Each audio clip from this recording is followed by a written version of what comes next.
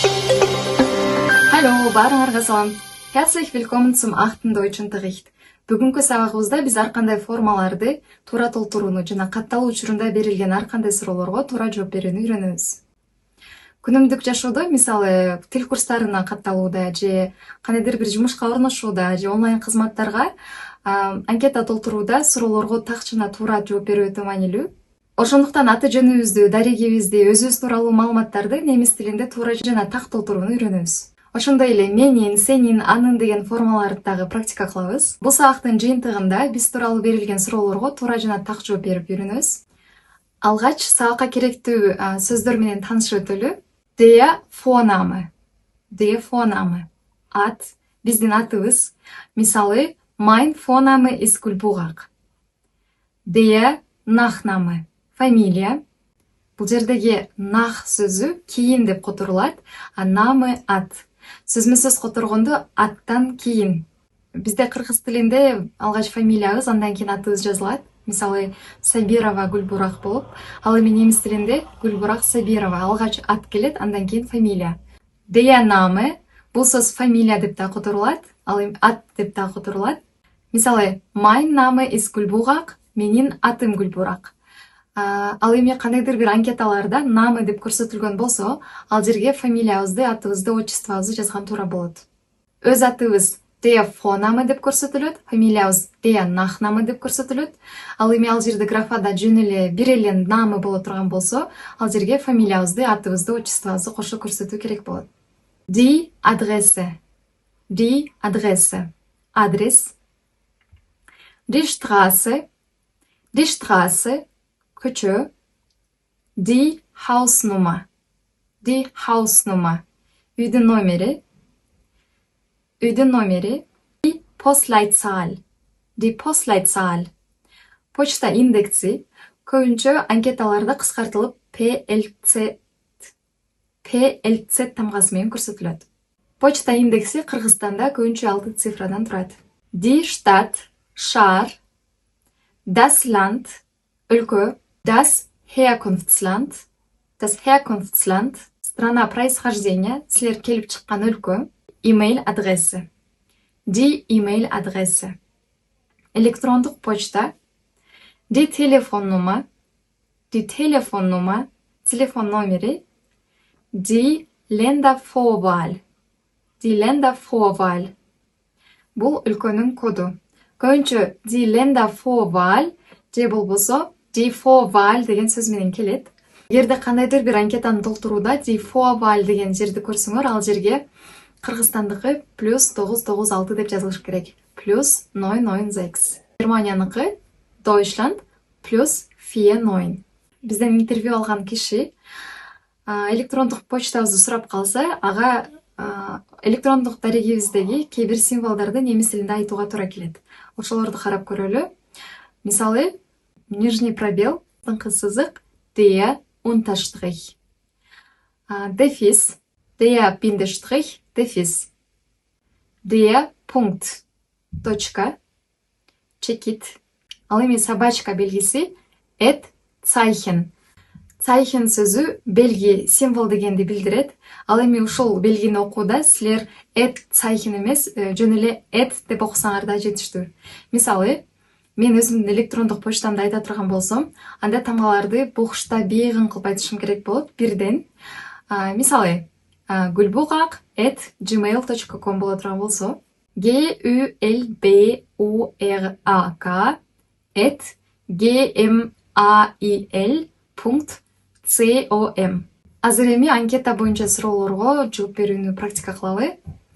Wie ist Ihr Vorname? Wie ist Ihr Vorname? Sizin atыңыз ким?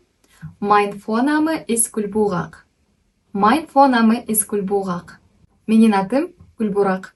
Vorname сөзү, der Vorname мужской роддо болгон үчүн сиздин атыңыз Ihr Vorname болот. Ошондой эле менин атым дагы mein Vorname. Wie ist Ihr Nachname? Сиздин фамилияңыз ким?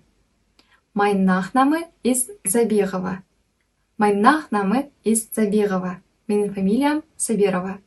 Nachname сөзү мужской роддо, ошон үчүн сиздин фамилияңыз Ihr Nachname болот. Менин фамилиям mein Nachname. Wie ist Ihre Adresse? Sizin adresiniz qanday? Meine Adresse ist Hauptstraße 15. Meine Adresse ist Hauptstraße 15. Менин адресим Hauptstraße 15. Көчөлөрдү немис тилинде кандай жазабыз? Алгач Straße, андан кийин көчөнүн аталышын жазсак болот. Мисалы Курманжан датка көчөсү дей турган болсок, Straße Курманжан датка. Болбосо Straße сөзүн кыскартып STR точка коюп жазсак болот. Штыгы деп жазып, анан Курманжан датка деп жазсак болот. Дагы бир вариант, Курманжан датка сөзүнө Straße сөзүн бириктирип жазганга болот. Ал учурда Straße сөзү кичинекей менен жазылып калат. Азыр эми байкасак, адрес сөзү женский роддо, die Adresse, ошон үчүн wie ist Ihre Adresse болот. Ошондой эле жообузда дагы менин адресим meine Adresse женский роддо болот. Wie ist Ihre Straße? Wie ist Ihre Straße? Сиздин көчөңүз кандай? Сиз кайсы көчөдө жашайсыз? Meine Straße ist Hauptstraße. Meine Straße ist Hauptstraße. Менин көчөм Hauptstraße. Wie ist Ihre Postleitzahl? Wie ist Ihre Postleitzahl?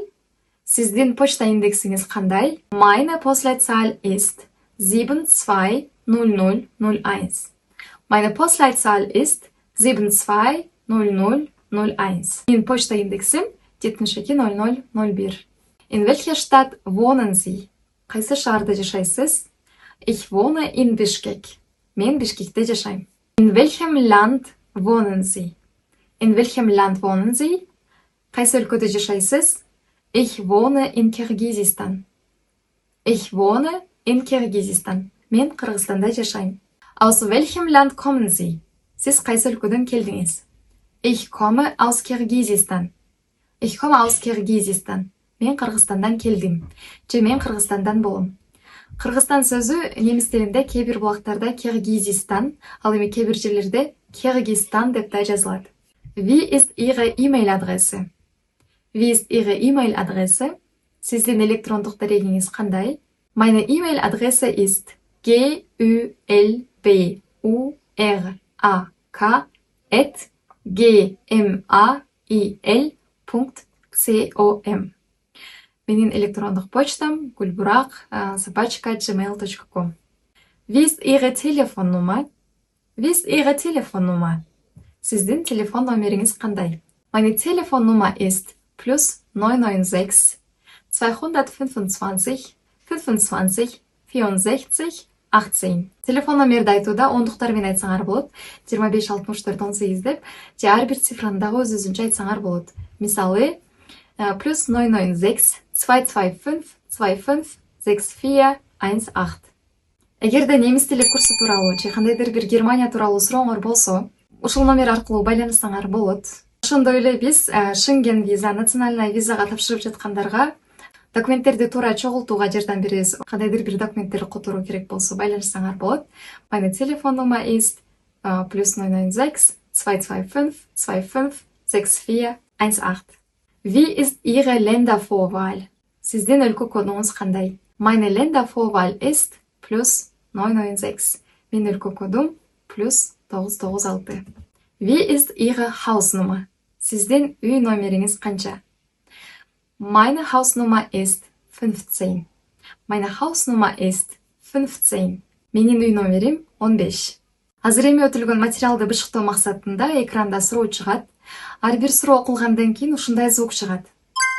Ошол звуктан кийин өзүңөрдүн жообуңарды үн чыгарып айтуу керек болот.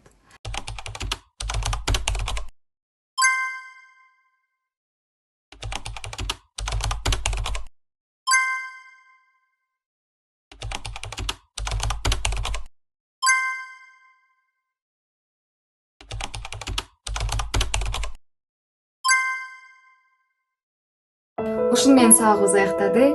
Кийинки сабакта көрүшкөнгө чейин. Чүс!